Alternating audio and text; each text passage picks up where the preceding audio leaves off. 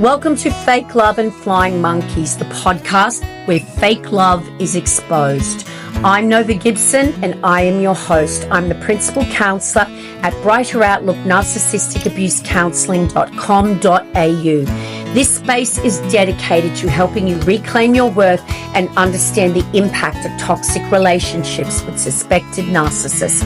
You deserve clarity, healing, and freedom from the pain of fake love and flying monkeys. So please leave a review and grab a copy of my book, Fake Love, Understanding and Healing from Narcissistic Abuse. Let's uncover the truth and take back your power.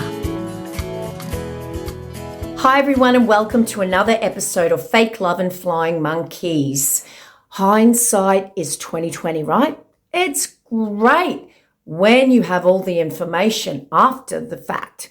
Now, this is why it's called hindsight. And when you are looking back at the red flags that you can now see are just glaringly obvious, you've got to cut yourself a bit of slack, because the red flags that you miss in the beginning of a relationship are not really red flags at that time, because you are conditioned from the word go to paint those red flags a different color and or just not see them.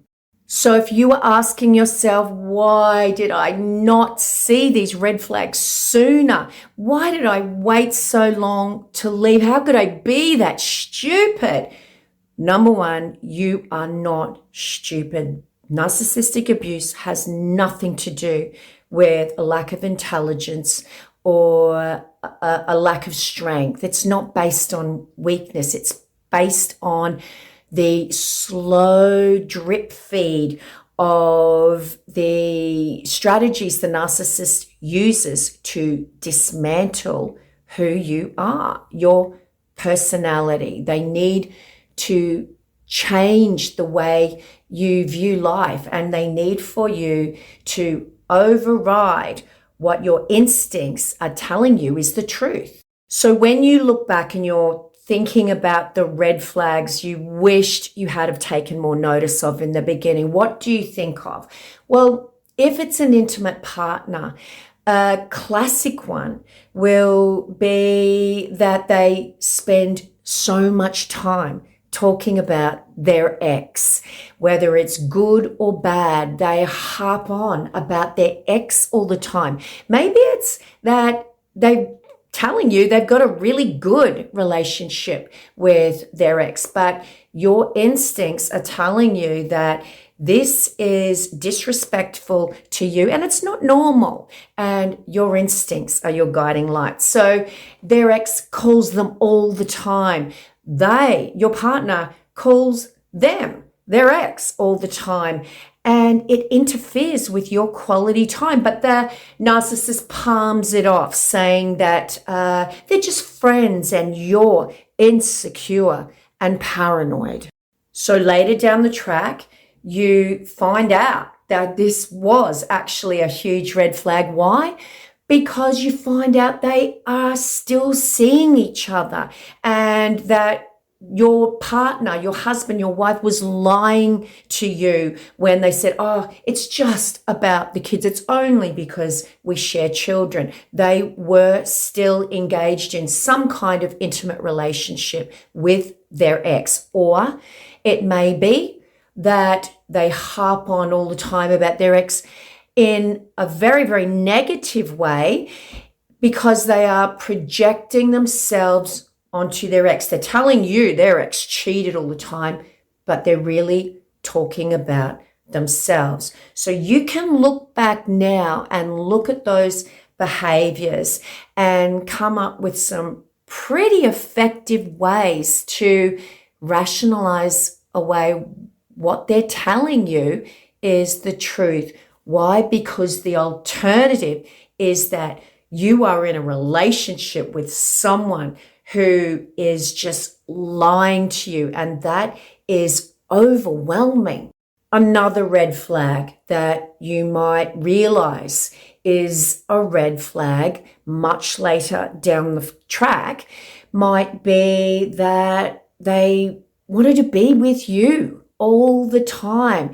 They wanted to help you shop for clothes. They were so interested in who you were talking to on the phone. And this was because they said they cared about you so much. And it feels good at the beginning when you know no different that this person is actually interested in your life. Why would you think that that would be a red flag? Once again, you only realize that this was the start of something so sinister when the slippery slope begins to occur into complete control, when you are fearful to tell them, no, I want to go clothes shopping on my own, or to wear something without asking them for their approval, or denying them intimacy one night simply because you don't feel like it. You find out later down the track that what started under the guise of caring was really about control, but it was only when you started to feel the wrath of their punishments, which start off small, that you realize you can't make a decision for yourself without the fear of that punishment. That is coercive control. Or maybe you're kicking yourself right now thinking, why did I not see that red flag for what it was? It's so obvious now because they love bombed you. Now, as you look back, you can see that, yeah, they were too good to be true. They were perfect.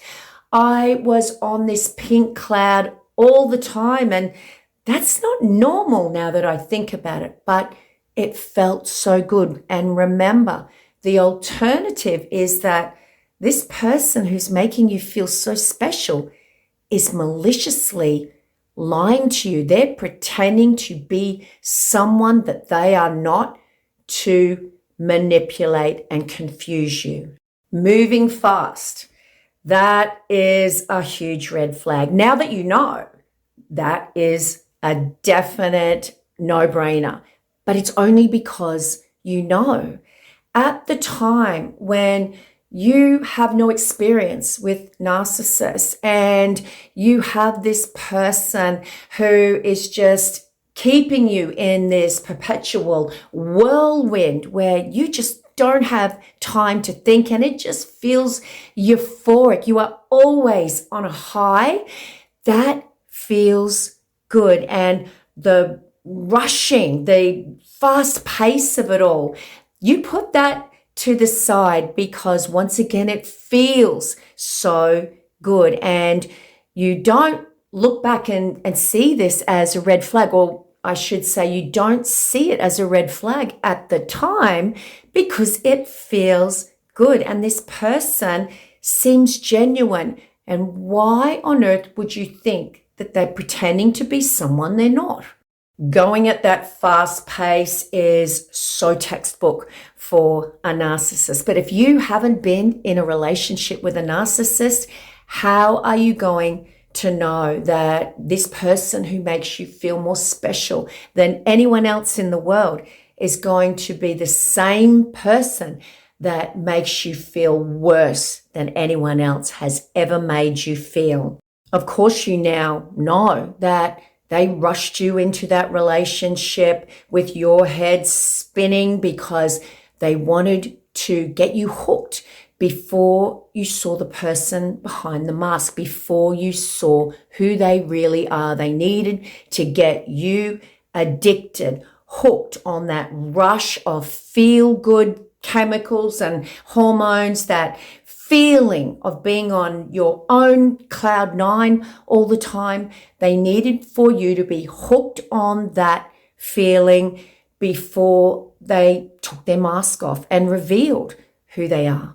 There are so many red flags that you can look back with hindsight and beat yourself up over not leaving sooner or not calling them out. But when you are in that position and that red flag is presenting itself, once again, it is not a red flag. It is a behavior that you now have to override. You now are being conditioned to not trust your instincts, and you come up with these very effective strategies to keep the person in your life that you believe them to be, the person who makes you feel good.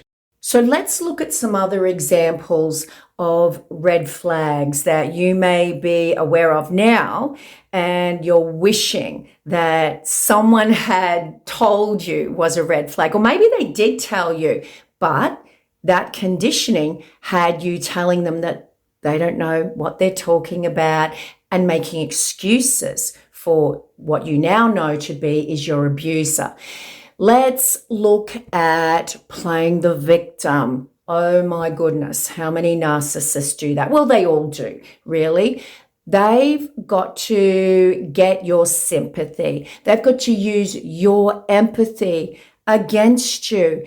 And if they're the eternal victim, the covert narcissist loves to play the victim so that you will tolerate their abuse and you will make excuses for their abuse. If they're a victim of someone else, or maybe they're telling you that they're a victim of some type of mental health issue that they're using as an excuse for their abuse. Yes, I abused you, but that's because I've got bipolar. You know, it's the bipolar that makes me abuse you. And therefore you think, well, it's not their fault. They can get help, and you make excuses for their abuse. You feel sorry for them. They're not an abuser. They're a victim of this mental illness, and I can hardly use that against them. Or maybe now you realize that you've done your research and you've watched all of those videos and read all of those books and blogs that they were pushing and testing your boundaries very early on. But once again, it started under the guise of caring. So how are you supposed to see that this is a red flag? For example, you say to the person that you're on a first date with that you want to take it slow and that you'll call them in a week's time and that you had a lovely time, but you just want to get to know them and take things slowly. And this person rocks up on your doorstep the next day, or they text you 10 times saying, I had an amazing time last night. I can't stop thinking about you. And oh my goodness, the butterflies, they're gone berserk in your stomach. You're feeling flattered. Your face perhaps is looking a little flushed. And that's because the narcissist is intentionally trying to make you feel good, but it's under the guise of caring, which is also telling you they don't respect your boundaries. But it felt good. Wow, this person is thinking about me. They really like me. This is disrespectful behavior, whether it feels good or not. They're telling you that they don't respect the fact that you wanted to go slow, and they're going to manipulate you into going faster than you want to. So let's look at a red flag in terms of a narcissistic parent. Obviously, you've had a lifetime of their behaviors, and it's going to be different when you look back and you think about red flags. But let's look at certain events that would be really important events in your life. And the red flags were there that they were going to ruin that event, but you just didn't want to go there. You thought that, no, that they won't do that. and you overrode, if that's a word, overrode that red flag when it presented because you just wanted to believe that they would change and that they would leave you to have this one special day without interfering, meddling, or ruining it. So a classic example I hear would be from my beautiful clients. And by the way, guys, if you'd like to have a one-on-one Zoom counseling session with me, please just see my website link in the description. But my beautiful clients tell me about their narcissistic parent ruining their wedding. And now that they look back, the red flags were there, but they just did not want to go down that track. They did not want to think that on what should be the most important day in their life, well, one of the most important days that should be all about them, that their parent would sabotage it. And sabotage they do. Narcissistic parents love to ruin your wedding day. Why? Because it is a day that's supposed to be all about you, and they need to bring the focus back on to them.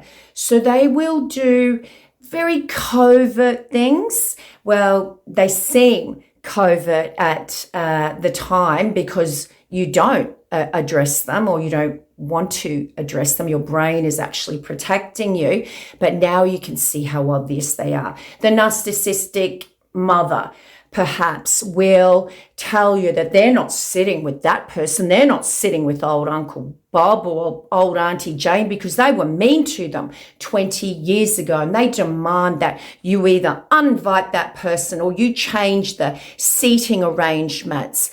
They're making it all about them, but you just want peace on your wedding day, and it doesn't seem like that big a deal at the time, and you've been taught that Auntie Jane and Uncle Bob really are horrible people, so you acquiesce and give the narcissistic parent what they want.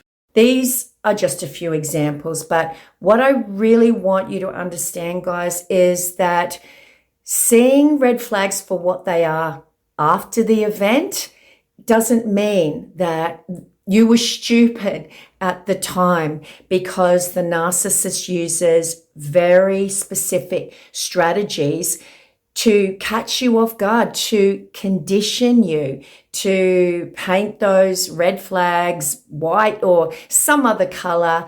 They want you to come up with a way to excuse their toxic, abusive behaviors, and you do it without even realizing it. So if any of these examples or similar experiences of yours feel painfully familiar, you're not alone, guys. These monsters, narcissists, are experts at manipulation, and you're not supposed to see the red flags. Missing these early warning signs has nothing to do with naivety. It just means you're human. And the good news is that now that you know what to look for, you can put some pretty good protective measures in place so that red flags in the future are deal breakers and you trust your instincts every single time. Now that you know, please stop coming down hard on yourself because you didn't address the red flags when you now realize they presented. It is not your fault. Narcissists have a PhD, so to speak, in manipulation, and this can happen to anyone. But the good thing, if there is anything that comes out of this horrific abuse that you endured, it's that now you do see the signs, so you can protect yourself with your boundaries in the future, and your instincts are going to be your best friend. What red flags were hardest for you to spot? I would love to know. Please let me know in the reviews on Spotify or wherever you listen to Fake Love and Flying Monkeys. and tell me how you were able to give yourself a pass. How did you finally come to terms with the fact that you could not have changed the outcome no matter what you did, because you didn't realize that the person in front of you was lying to you about who and what they were? What did you do? How did you cope? And how did you forgive yourself for not seeing the red flags when they presented? Love to know your thoughts, guys. You can also comment, not just in the reviews and your comments on Spotify, etc., but also don't forget about the Fake Love and Flying Monkeys support group on Facebook. It's a private group where you can all chat about each episode. On that note, it's bye from me for now. Don't forget, guys, please just message me if you would like to have a one-on-one Zoom counseling session. Link in the description.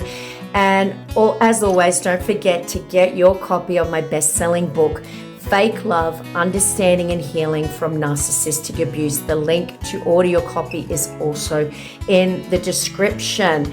So until tomorrow's episode, please, guys, remember always, you are worthy of love, and you are worthy of so much more than a lifetime of fake love and flying monkeys.